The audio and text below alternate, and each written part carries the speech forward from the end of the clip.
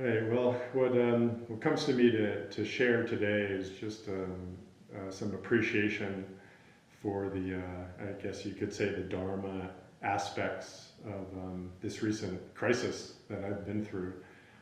As many of you know, my family's been through a medical and financial crisis over the last month, and we've moved through it, so I haven't seen a lot of you for quite a while.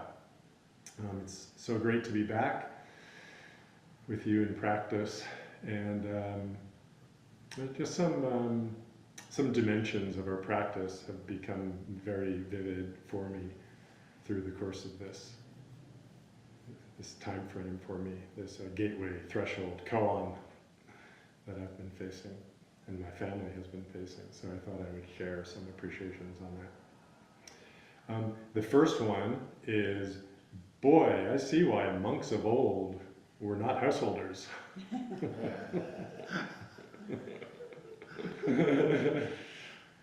Yeah, no raising family, no holding down jobs and being worried about, money and salaries and promotions and, and then all the responsibilities and the caretaking that go along with householding. They were so focused on their practice, and it certainly is very challenging, but only if you think that the practice is all about, sitting in meditation. I mean, for me, and I'll say it now, I mean, my path was explicitly, I turned away from a monastic path because I sensed that if I did that, I was going to be bypassing parts of myself that would be really bad for me to bypass, namely relational life and professional life. And I was, many of you know my story of my early practice. I was a resident at the Zen Center of Los Angeles. I had taken Jukai, and I was 26 or 27 years old. I loved it. I was just completely, into it. It was my life. I knew it was going to be the center of my life, but I was really being drawn to have it be, my whole life. Really enter something more of a monastic path. But I had these opportunities, primarily on the professional side, that were pulling me, and I realized that if I had really avoided those things, bypassed them, it wasn't going to be good. So I left residency at the Zen Center, and I engaged in a professional path and a relational path, although not with full commitment. And I'll talk about the karma of that. So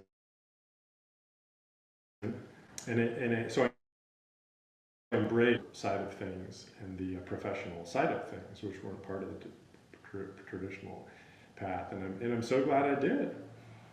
Because I look back on the monks of old, and I see them as being,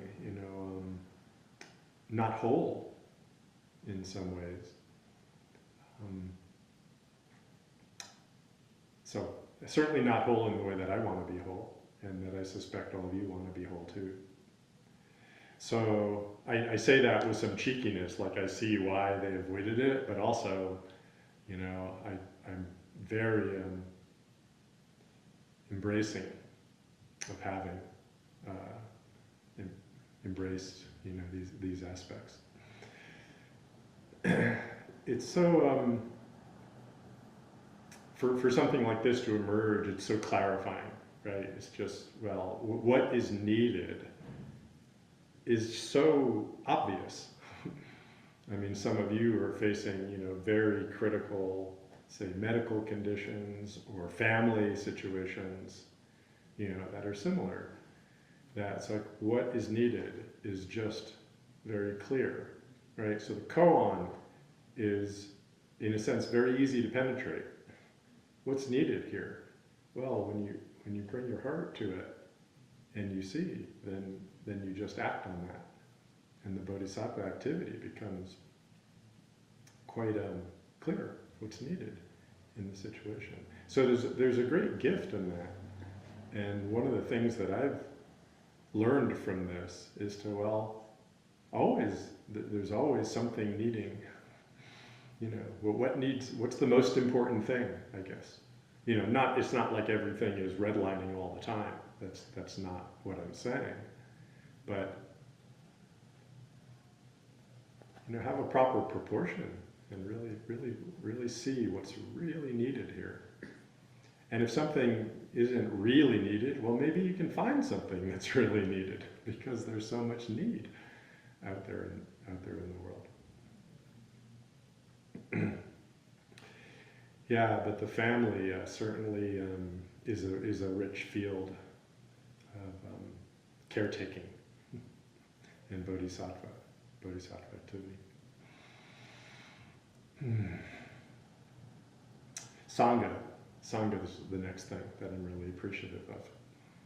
This most precious of our three treasures, the harmony of our Buddha treasure, our absolute dimension, our practice, our Dharma treasure, the phenomena of our lives, the relative dimension, and to harmonize that, which means to be in kind of rich and human and messy and vulnerable relation with those who have a similar aspiration. This Sangha treasure is so amazing. I've been appreciative of the Sangha treasure, I think, as the year turned and as Eon is kind of growing in a way. We're extending our Sangha in this, our virtual Sangha in the form of what we're calling a one-body Sangha. Just give a little preview. I don't know if Gakyo or Sokyo have mentioned, I don't know if you mentioned anything last week, keeping it under wraps, okay, but I'll just give a little bit of a teaser that about a month ago, I think, at our last board meeting, I asked Sokyo and Gakyo to think about and put together a form and a way to extend a virtual offering that would include a lot of the different kind of constituencies of people who might come in through more remote or virtual channels. People who've bought the Zen Foundations class, people who have done coaching programs with me through my Zen at Work program, other people who come in, through the internet, and to find a coherent form for offering practice forms and to that group. And they were about to give me the presentation when this crisis hit, so it got postponed for about 3 weeks, and then they were able to give me their first presentation about a week ago now, and they just knocked my socks off with this amazing program that we're calling the One Body Sangha. So I'm not going to steal their thunder. There'll be more coming in the weeks ahead, but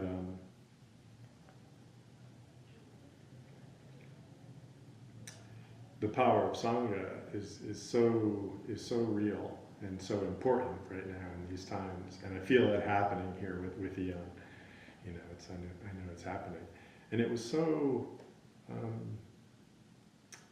blessed to be able to reach out, right as this crisis sort of precipitated itself a few weeks ago, and my board and my seniors were the first people that I reached out to. Well, I should say they were the co-first people. I had a cohort of friends who I actually reached out to for some financial support right away. And then I also reached out to my board, number one, to let them know that I would need to step back from the Zen Center for a few weeks. That was my primary, actually, message to them, but they met me not only there, but they jumped in with the ideas about how to support, how to help, how to put the GoFundMe together, as well as how they were going to cover everything that was going on with the Zen Center. So Gakyo and Sokyo and Seiju and Myoshin and Shoen, all just stepped right up and supported me and you and my family, in that way.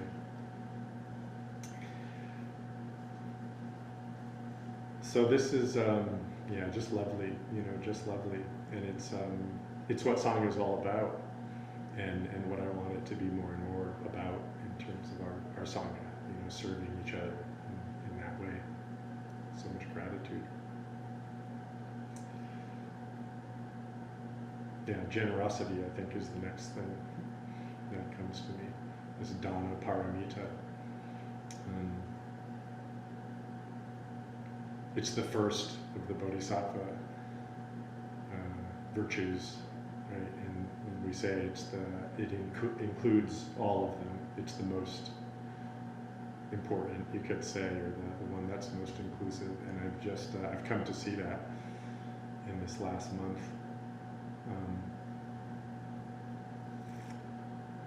The generosity of people, in the Sangha, but also outside of the Sangha, the way their hearts opened and how immediately people reached out with support, financial, emotional, informational.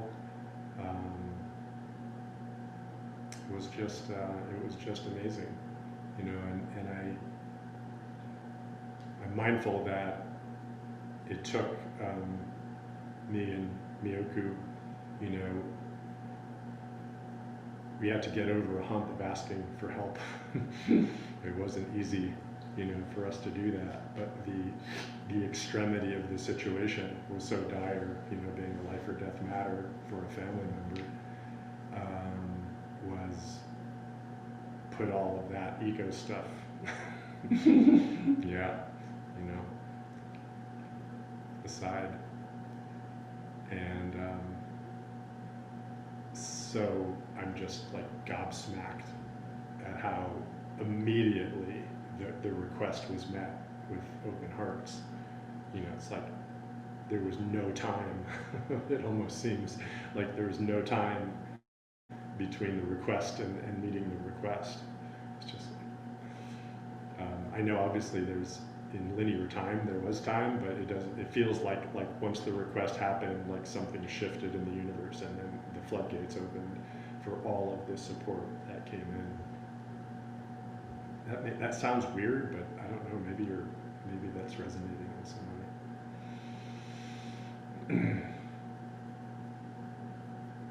And it felt like the one body. It truly did feel like the one body.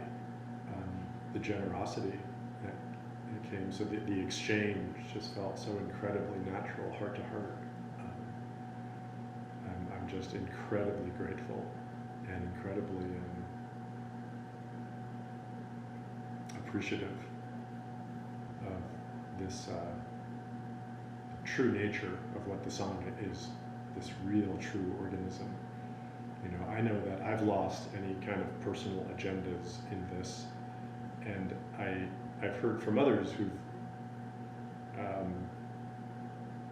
offered support, financial support and emotional support, almost like gratitude on their part that they're being, that they can help, that they can help and reach out. So I think perhaps others of you have felt this as well. If you put, it's a gift to share your need, with others and give them an opportunity to help you. That mutuality that comes alive, in this generosity, is just very alive for me right now. And, I'm appreciative of the Dharma and my practice of the Dharma and the wisdom of the Buddhist tradition to kind of tune me to that reality. Because my egoic or personal, dimension is more transactional, and it kind of messes with that. It's been such a gift, to go through this whole thing.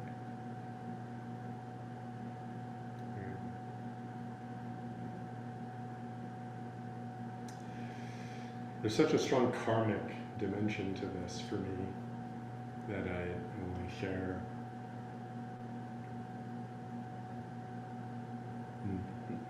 Some of you know the second koan in the Mumonkan, Hyakujo's fox. I want to share it. So the first koan in our formal koan curriculum is Miyoki made me get this lanyard yesterday. It said, like, you're always looking for your reading glasses. You're always like putting your hands in your pocket. Like, get one of those. I say, no, I'm not wearing a lanyard. It makes me look like an old man. And he said, you are an old man. So I insisted on getting the mala version of the lanyard. I still think I look like an old man. Okay. So the first koan in the Mumonkan is Mu, right? So a monk asked Master Joshu, does a dog have Buddha nature? Master Joshu said, Mu. Okay, so this is, no self, the emptiness dimension.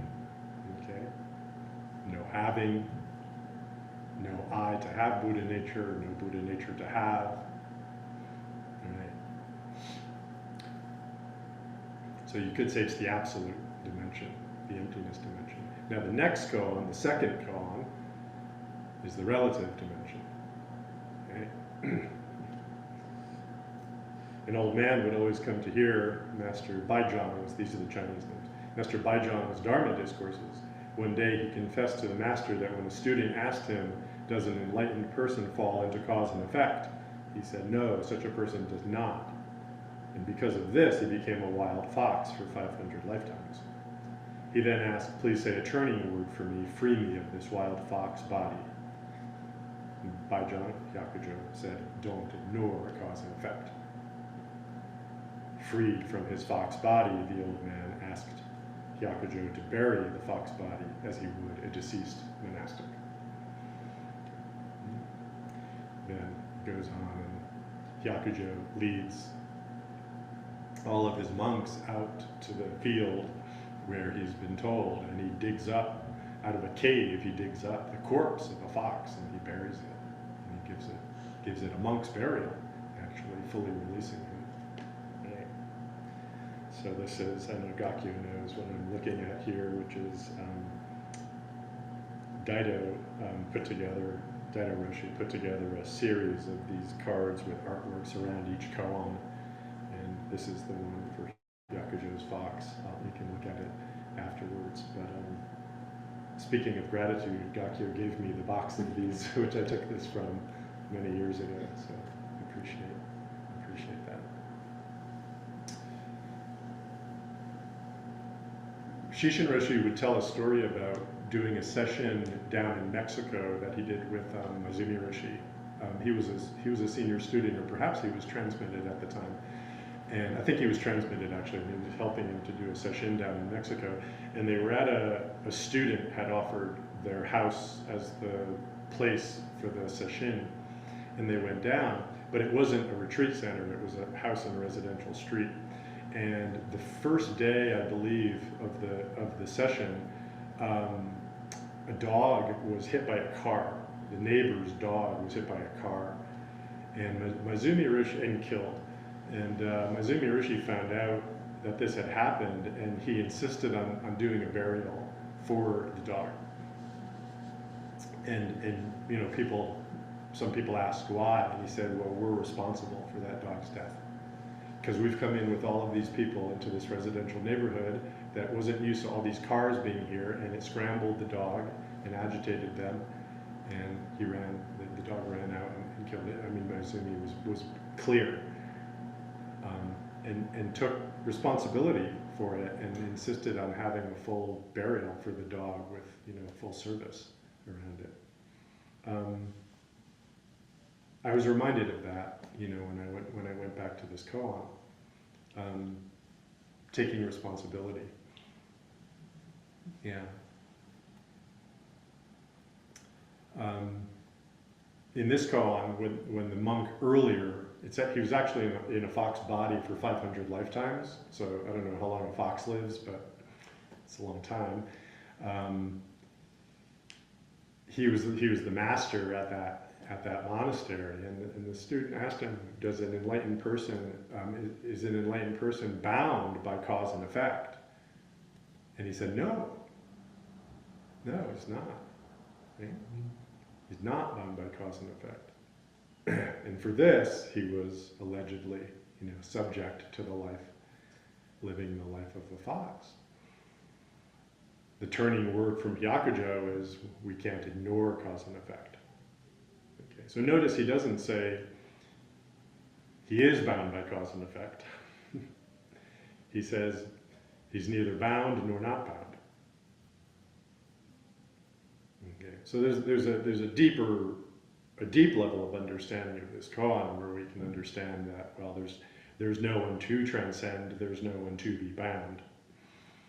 Okay, that's the mu dimension. But there's also this dimension of we can't ignore cause and effect. Okay, we're embedded in a web of causes and effect. It's not linear, everything that's happening right now is the result of countless decisions and actions going back.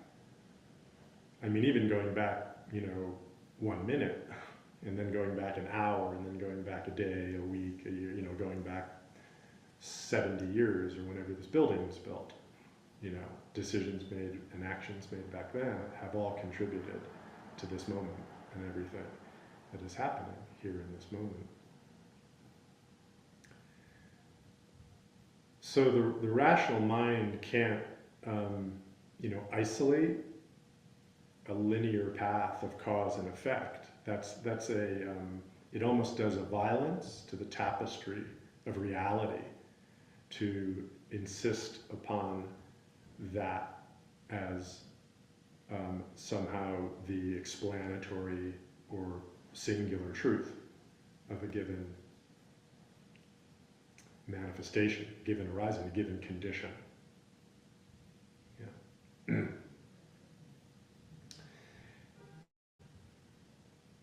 So what we're called to do is to recognize that we can take responsibility. In fact, we're called to take responsibility for what's going on in every moment. And that what's happening is the result of things that you've done, as well as what other people have done.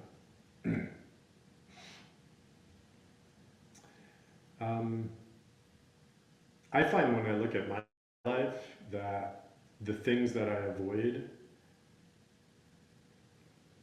come back are unavoidable. There's what you resist persists. There's that. So it's something like that, right? The dynamic is something like that. And I'm going to get personal here with respect to my own karma, because this is how I see it unfolding in my life.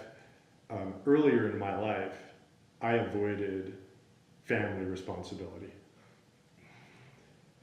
When I made that move that I talked about earlier, where I left the monastic setting or the Zen center setting, I was able to really commit to a professional path, but never one that required me to, give up too much. Certainly not to give up too much of my spiritual practice. That was non-negotiable. But I also never really committed to a family path. Right? So as many of you know, I was never married and no kids up until my late 50s. That decision for me, I'm going to say, was like quasi-conscious. There was a fair amount of intentionality to it and consciousness to it, but there was a lot of avoidance in it. I was avoiding what was be called of me in terms the difficult stuff that would be called upon from me in terms of making a commitment to a person or a family. Right? Well, when you avoid things, there's consequences. There's consequences to my own soul for me avoiding those things. It's like I cut off a part of my life. It's like I didn't serve part of my life. This is me. This is very personal. I'm not saying everybody has the same kind of makeup. But I'm pretty clear about how this has unfolded for me. Is there was a part of myself that wanted to come alive, that wanted to, serve and love and care and connect in that way, that I cut off and I turned away from.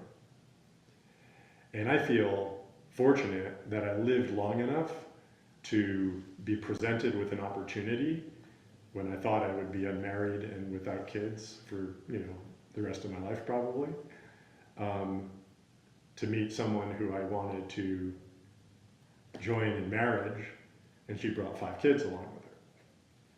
So I didn't know what I was getting into when I did that. I really didn't. But I knew it was, a whole new kit and caboodle that I was actually consciously embracing. So while a little tiny part of my mind is like, oh my God, another family situation I got to deal with, another huge financial burden or responsibility that I need to take care of. I spent 40 years avoiding this. Really? There's a little that the voice that's saying that. I'm really being honest. It's really small, and the bigger part is oh, this is how it works. This is how it works. Of course. I'm called upon. It's an opportunity for me to give and serve and help.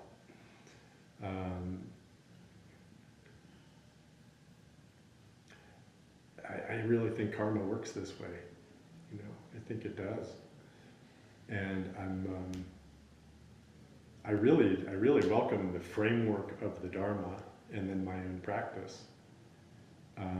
That kind of has given me this perspective on it, just to embrace everything as an opportunity. This is, I guess, real atonement for me. It isn't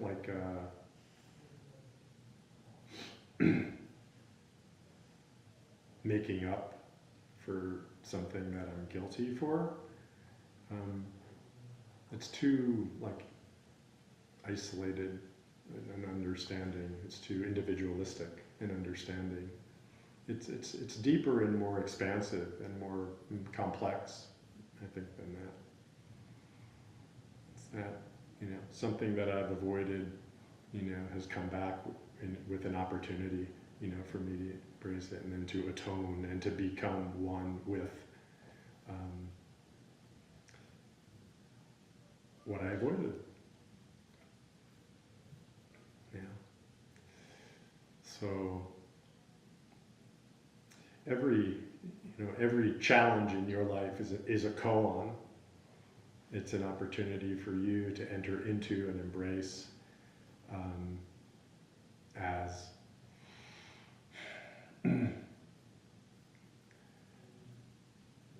an opportunity to see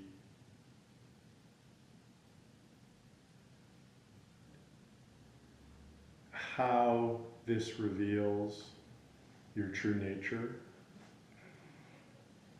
as being completely connected with all sentient beings.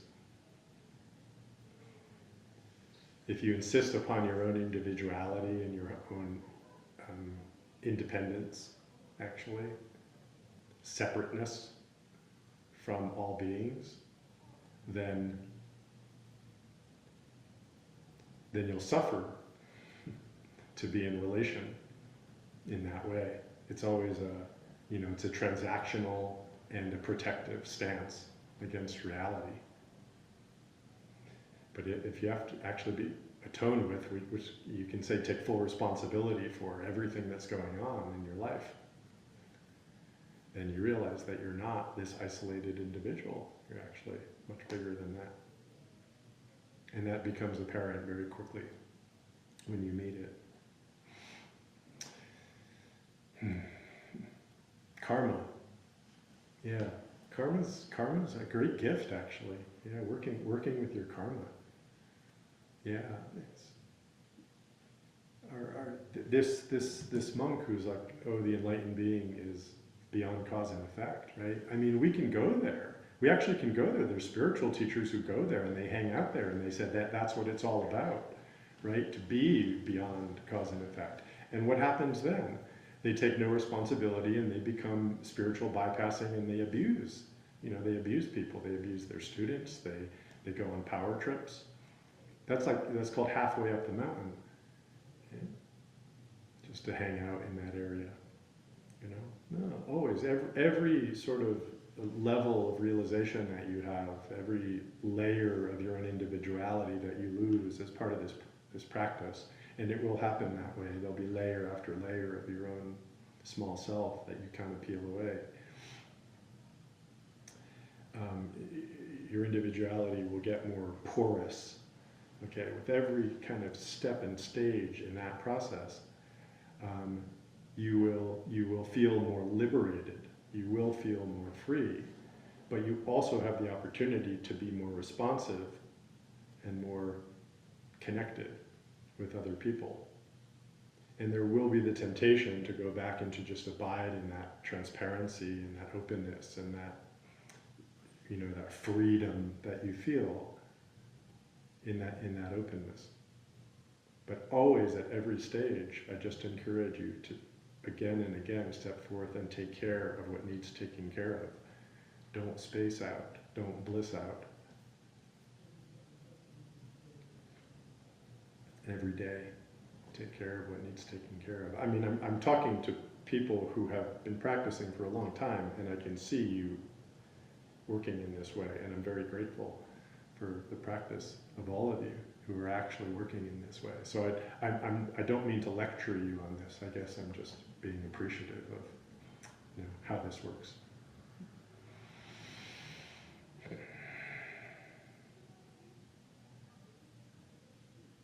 That's probably enough. Yeah. Okay, some of my sharings, you know, for the last month. I haven't seen you for a while, so I went on a little longer than normal, but I'm happy to be here. Okay.